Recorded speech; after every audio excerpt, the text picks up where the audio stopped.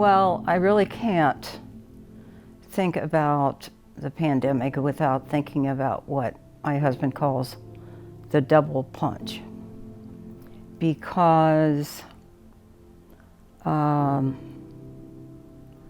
6 weeks before the pandemic officially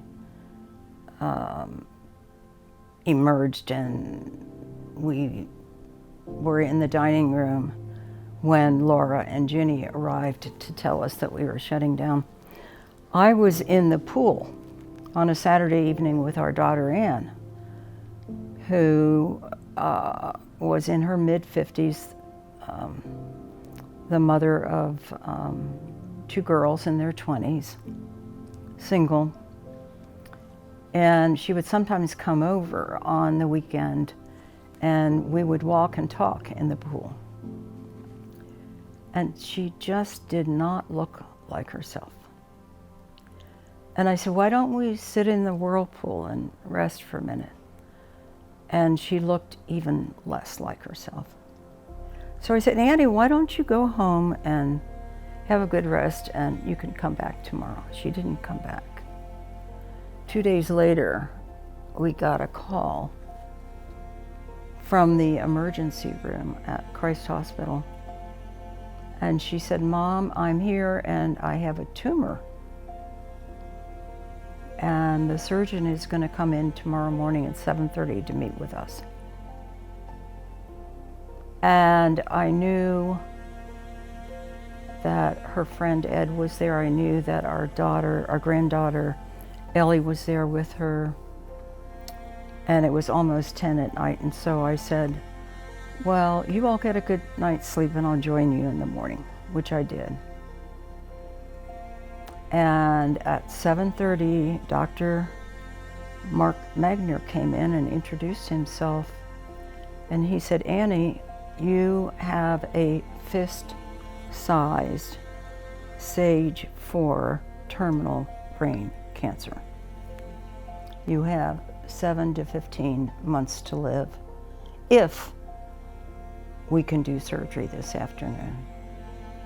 After we got this news and the doctor had left, I went downstairs to get some coffee.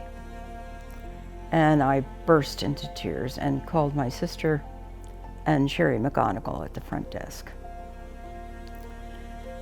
And then I came back here to get my husband and burst into tears when I saw Betsy at the Shaw desk. And then burst into tears when I saw Chris Neely. And again when I saw David Lowery getting off the elevator. And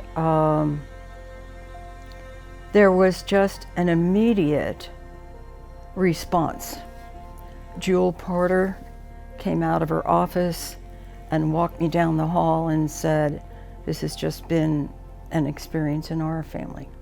Aaron came over from phys ed and did the same thing. I found out about staff and residents who had lost children of all ages, something I'd never known. And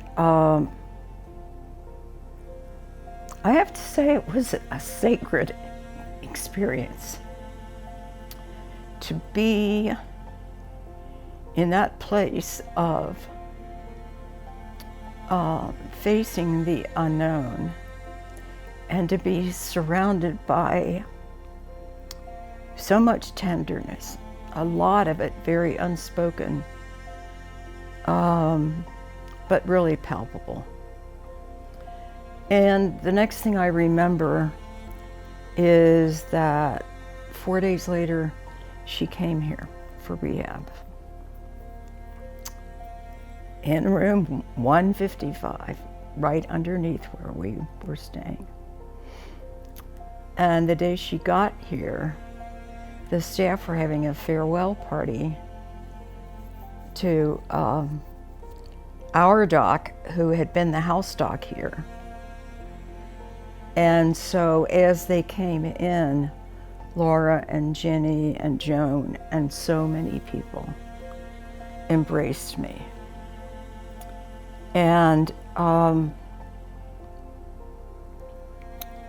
I had this sense that all the way from Tina the cleaner, who comes in every week, and she and I know each other's every secret, to the people at every level of leadership.